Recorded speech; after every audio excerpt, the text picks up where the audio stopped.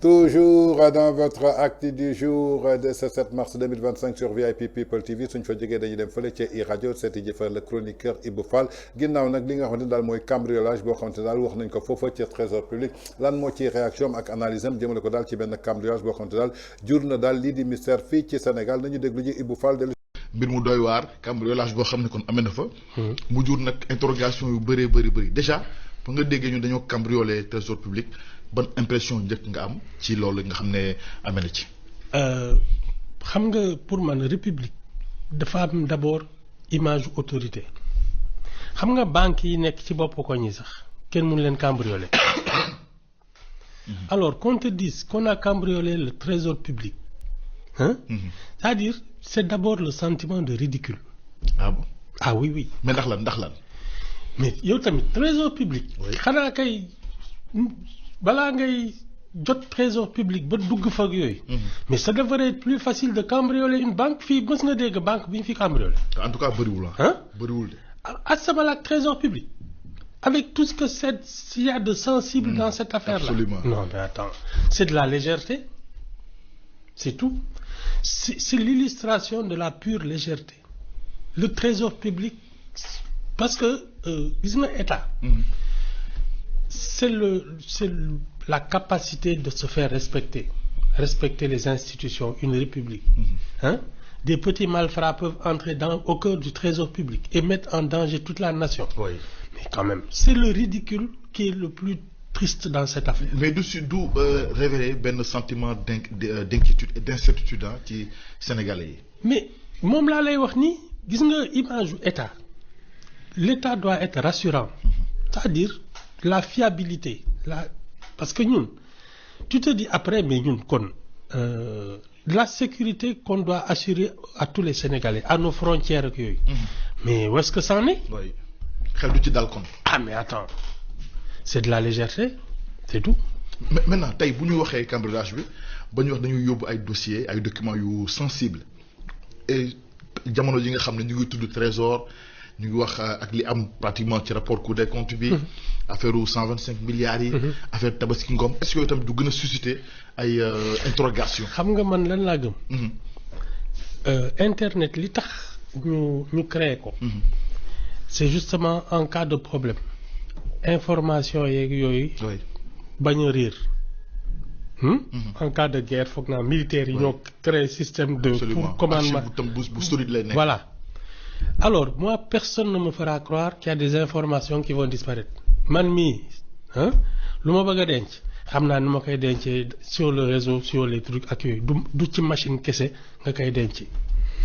Ça ce seront des histoires. ah dégg nañ fi ay décret yu réer décret nga xam ne président moo koy bind ñu ne dafa réer wala gisuñu ko. waaw xam nga nag. kon tey jii bu ñu nee ay documents sensibles dafa réer. non problème Ibou. man loolu moom mënuma ko gëm xanaa dafa réer ci ñenn ñi mais réerul ci ñëpp information yooyu. xëy na ci ñenn yi la réer mais réerul ci ñëpp.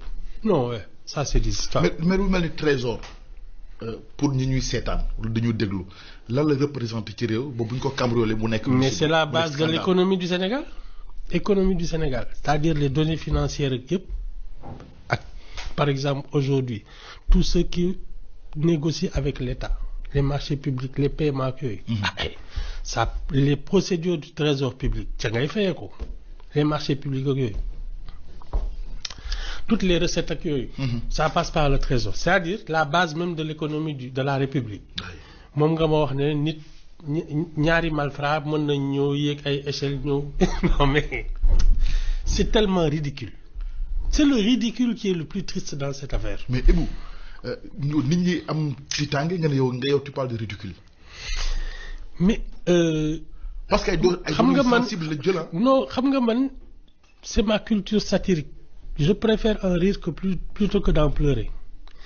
Xam nga si on est dans un état où les fonctionnaires ne sont plus en sécurité, où les données même des gens ne sont plus en sécurité, mais c'est-à-dire que ça va partir dans tous les sens bientôt. si on n'est pas capable d'assurer la sécurité de nos données et de nos frontières ak yooyu. C'est quoi bientôt il y aura plus de république. kon day poser waat problème sécurité ou insécurité ci Sénégal mais ci république du Sénégal. Mais tu sais la fiabilité d'un État, de ses institutions, hein, ça commence par ces choses-là. Tu peux pas entrer n'importe où, n'importe comment et faire ce que tu veux, surtout dans les bâtiments de l'administration. Oui, gars yi ñu ne deuxième étage la ñu jaar parce que porte yi tëjewul woon.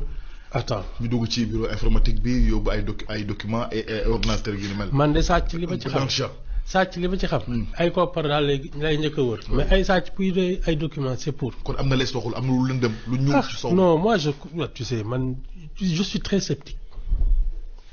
Parce que même quand tu viens prendre des documents hein, une organisation sérieuse a toujours des moyens de garder ses archives. Parce que actuellement la digitalisation, tu peux avoir toutes sortes de manières de garder tes documents. Je ne crois pas que des documents puissent disparaître comme ça. Oui. Il faudra nous raconter autre chose.